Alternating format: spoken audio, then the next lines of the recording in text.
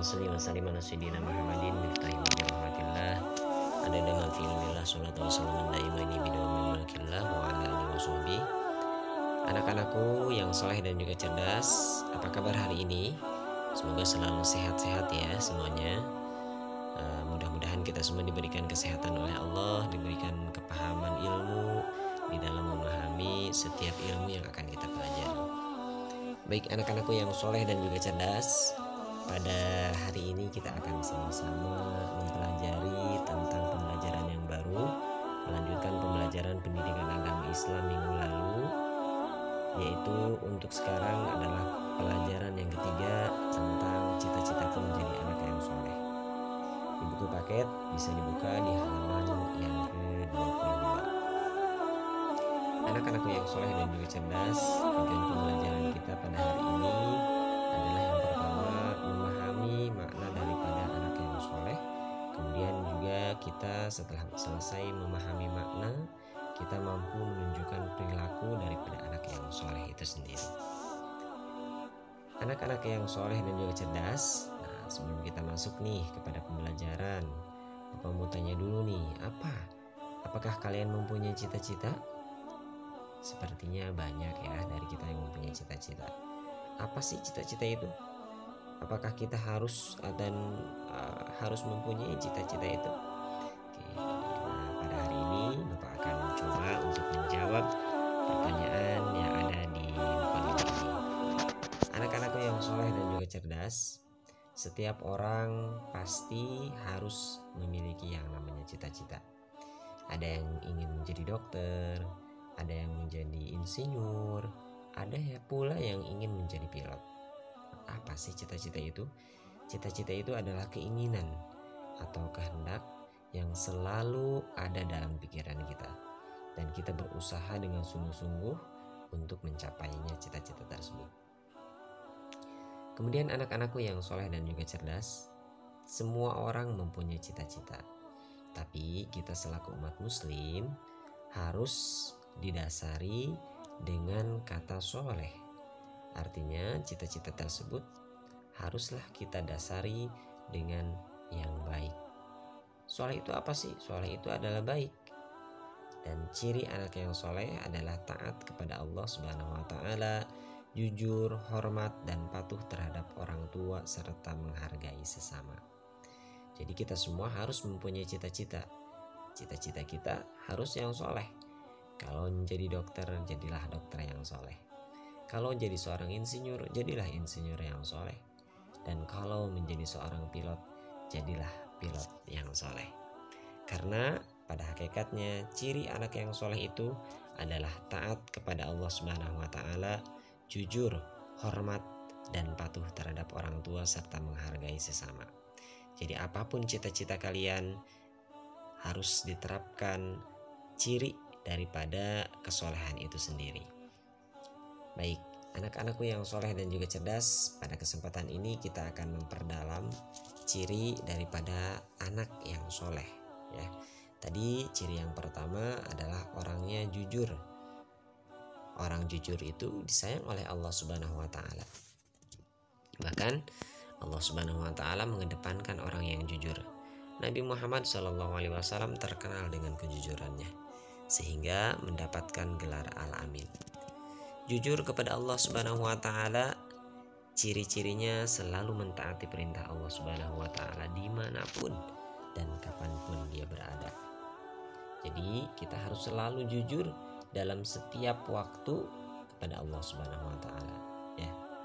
Contoh lain daripada sifat jujur adalah yang pertama, ketika kita dalam keadaan ulangan di sekolah, maka sikap jujur kita adalah tidak mencontek ketika saat ulangan. Kemudian yang kedua adalah anak yang soleh yang sedang beribadah. Ini merupakan sikap jujur kepada Allah Subhanahu wa Ta'ala. Kemudian jujur adalah sikap yang lurus hatinya, menyatakan yang benar adalah benar dan yang salah adalah salah. Tidak pernah berbohong kepada Allah Subhanahu wa Ta'ala.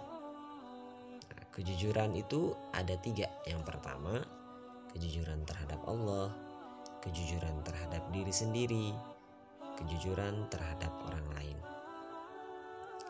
Yang kedua adalah hormat dan patuh terhadap orang tua. Orang tua kita adalah orang tua yang melahirkan kita. Kemudian orang tua juga yang memenuhi kebutuhan kita dan memberikan apapun yang kita inginkan. Kita selaku anak harus menghormati terhadap orang tua kita. Harus mendoakan kepada orang tua kita. Karena kita selaku anak akan menjadi celengan untuk orang tua kita. Kalau kita menjadi anak yang soleh, maka pahalanya akan mengalir kepada orang tua kita. Bahkan sampai meninggal dunia, anak yang soleh itu menjadi ladang amal untuk orang tuanya. Kita juga harus bisa mendoakan kedua orang tua kita. Setelah selesai sholat, kita harus mendoakan mereka dengan berdoa, Allahumma gfirli dhunubi wali walidayya warhamhuma kama rabbayani shaghira. Ya Allah, ya Rabbana, sayangilah kedua orang tua kami sebagaimana mereka menyayangi kami ketika waktu kecil. Kemudian yang ketiga adalah ciri daripada anak yang soleh itu adalah hormat dan patuh terhadap guru. Orang tua kedua kita selain daripada orang tua pertama kita yang melahirkan kita, yang berada di rumah adalah orang tua asli kita. Orang tua yang berada di sekolah adalah guru kita. Guru yang memberikan kita ilmu, guru yang memberikan kita keteladanan, guru yang mengajari dan membimbing kita akan banyak ilmu yang sifatnya duniawi maupun yang sifatnya ukhrawi. Harus kita hormati guru kita. Ketika kita bertemu, kita salami guru kita. Ketika selesai pembelajaran, kita salami guru kita. Dan orang yang menghargai akan gurunya, menghargai akan ilmunya, akan mendapatkan ilmu yang sangat manfaat. Kemudian yang keempat, ciri daripada anak yang soleh adalah saling menghargai terhadap sesama. Saling menghargai terhadap orang lain, saling meyakini, saling menghargai akan keyakinan orang lain, dan saling menghargai akan pendapat orang lain. Yang pertama, saling menghargai terhadap pendirian orang lain. Di dalam agama Islam terdapat sedikit perbedaan dalam beribadah. Misalnya dalam ibadah sholat subuh, ada yang melakukan doa kunut dan ada pula yang tidak melakukannya. Semua itu tergantung pada pendirian masing-masing. Pendirian inilah yang harus kita hargai karena semua ada tuntunannya. Yang terpenting adalah dilaksanakannya sholat subuh sesuai dengan tuntunan Islam yang diyakininya. Mereka yang berkunut dan yang tidak berkunut tetap saja sah sholat subuhnya.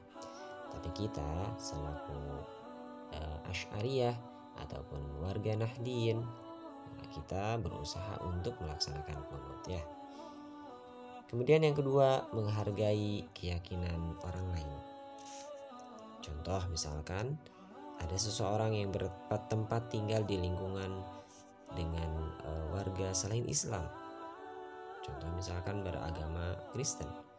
Mereka juga belajar di sekolah yang sama. Nah, tugas kita adalah saling menghargai, tidak boleh saling menghardik, tidak boleh saling mengejek. Tetapi kita pun juga tidak boleh ya terbawa dengan akidah mereka.